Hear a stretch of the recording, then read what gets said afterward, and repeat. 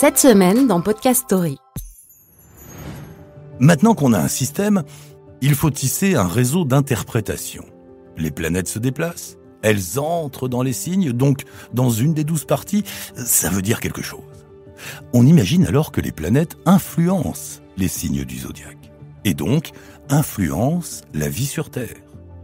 Et on pense à croiser plusieurs informations concernant un événement, un pays ou une personne, la position des astres au moment de sa naissance, l'heure, le jour, le mois, sa position géographique sur la planète, et on invente l'ascendant. Et dans les grandes lignes, tout est là.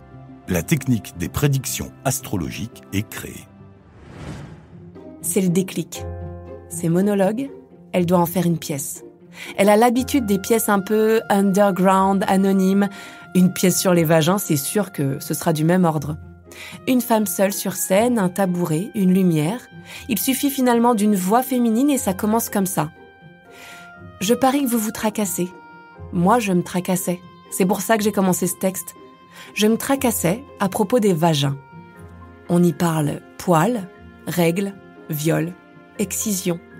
C'est violent, mais doux. C'est cru, mais élégant.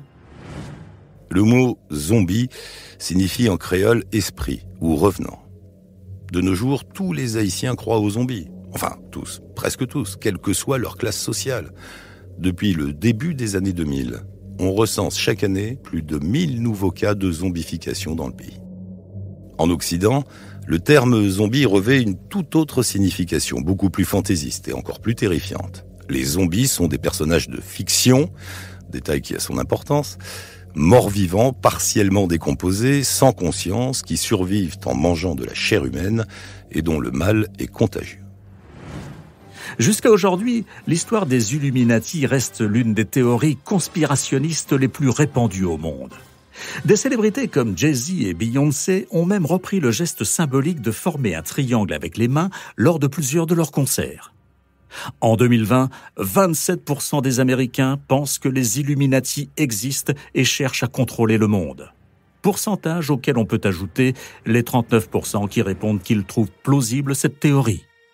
C'est donc plus de la moitié de la population américaine qui soupçonne l'existence de cette société secrète. Tout est faux mais on y croit, c'est l'astrologie.